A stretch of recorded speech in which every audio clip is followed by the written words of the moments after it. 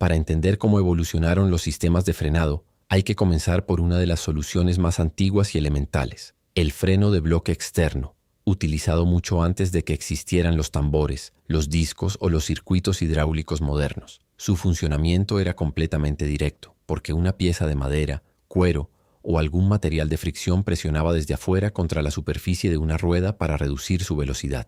La fuerza podía aplicarse mediante una palanca, una varilla o un cable, sin necesidad de líquidos, pinzas ni mecanismos complejos. Este sistema apareció primero en carruajes, bicicletas antiguas, trenes primitivos y algunas de las primeras máquinas autopropulsadas, donde las velocidades eran bajas y la prioridad era disponer de una solución simple, económica y fácil de reparar con herramientas básicas. Su principal ventaja era precisamente esa sencillez, ya que cualquier desgaste podía detectarse visualmente y la sustitución del bloque no exigía desmontar un conjunto complejo. Sin embargo, las limitaciones eran importantes, porque la lluvia reducía la fricción, la suciedad alteraba el contacto, el material se gastaba con rapidez y el calor podía deformar la superficie de frenado. Además, como la presión actuaba directamente sobre la rueda, la respuesta era poco progresiva y podía variar mucho según el estado del camino, el peso del vehículo o la fuerza aplicada por el conductor. Por eso, el freno de bloque externo fue fundamental como punto de partida,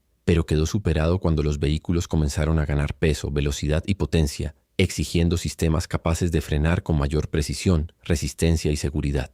El freno de cinta fue una evolución importante frente al bloque externo, porque en lugar de presionar una superficie desde un solo punto, utilizaba una banda flexible que rodeaba parcial o completamente un tambor conectado a la rueda, al eje o a algún componente giratorio del vehículo. Cuando el conductor accionaba una palanca o un pedal, la cinta se tensaba alrededor del tambor y generaba fricción en una zona de contacto mucho mayor, lo que permitía obtener una fuerza de frenado más consistente con un mecanismo todavía relativamente simple. Este sistema apareció en algunos de los primeros automóviles, en maquinaria industrial, en trenes, en grúas y también en mecanismos de transmisión, porque ocupaba poco espacio y podía producir una gran fuerza sin necesitar piezas demasiado complejas. Una de sus características más interesantes era el efecto autoenergizante, ya que el propio giro del tambor podía ayudar a tensar la cinta en una dirección determinada, aumentando la fuerza de frenado sin exigir tanto esfuerzo del conductor. Sin embargo, esa misma característica podía generar una respuesta desigual cuando el sentido de giro cambiaba,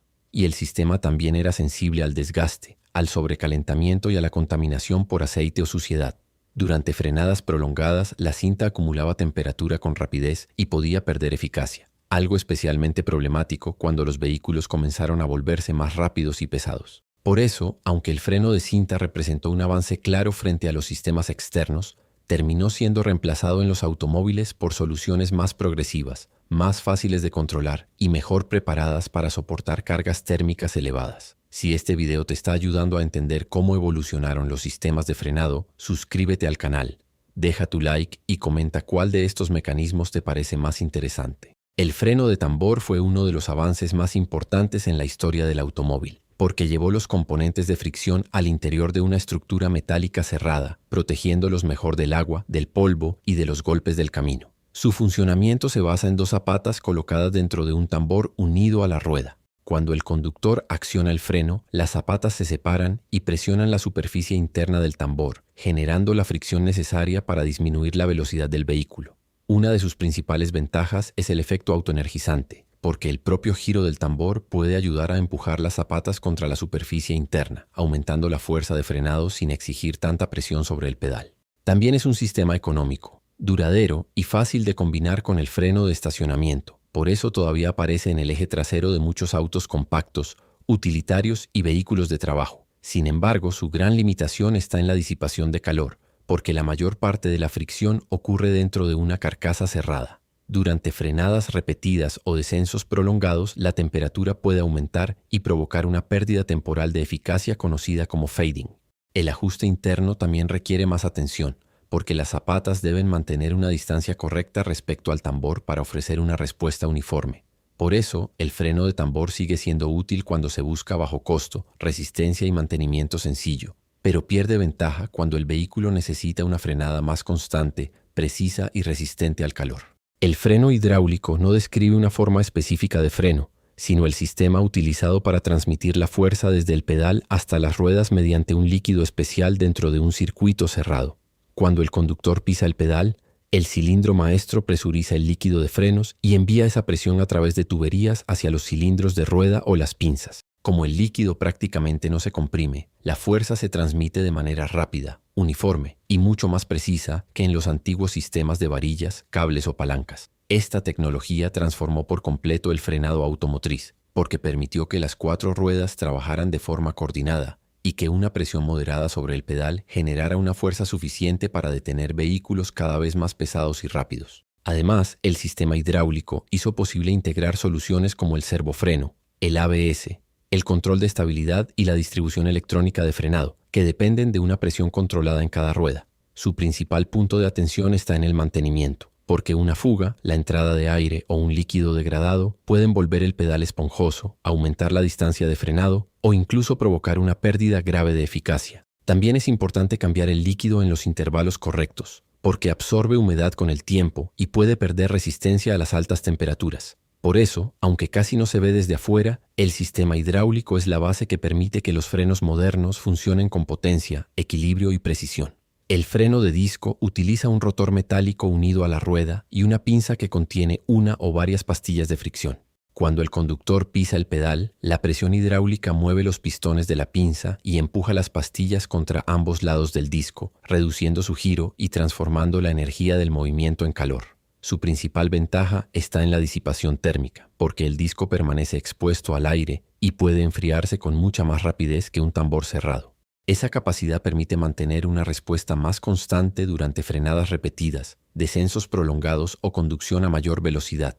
También ofrece una sensación de pedal más precisa, facilita la inspección visual de las pastillas y permite reemplazar los componentes de desgaste con relativa rapidez. Por eso, los frenos de disco se volvieron prácticamente universales en el eje delantero y también aparecen en las 4 ruedas de muchos vehículos modernos. Existen discos sólidos, ventilados, perforados y ranurados, cada uno pensado para manejar diferentes niveles de temperatura, peso y exigencia. Su punto negativo es que las pastillas pueden desgastarse más rápido y algunos componentes quedan expuestos a humedad, corrosión y suciedad.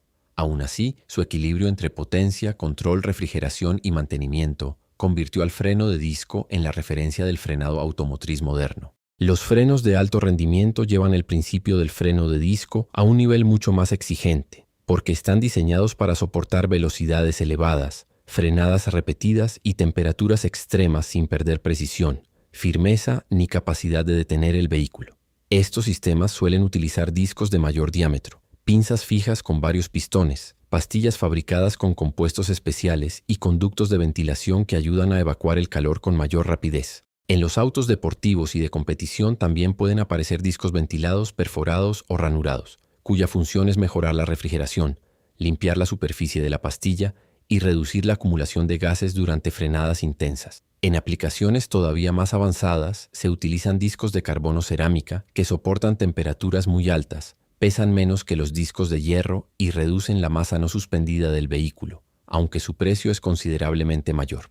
La verdadera ventaja de un freno de alto rendimiento no consiste únicamente en detener el auto con fuerza una sola vez, sino en repetir esa frenada muchas veces sin que el pedal pierda firmeza ni aumente demasiado la distancia de detención. Su principal punto negativo está en el costo, porque las pinzas, los discos y las pastillas especiales pueden ser caros, generar ruido y funcionar peor cuando están fríos. Por eso, este tipo de sistema tiene sentido cuando el vehículo realmente necesita resistir un uso extremo. Al final, todos los frenos cumplen la misma regla fundamental: transformar la energía del movimiento en calor de forma controlada, manteniendo estabilidad, precisión y seguridad cada vez que el conductor necesita reducir la velocidad o detener el vehículo.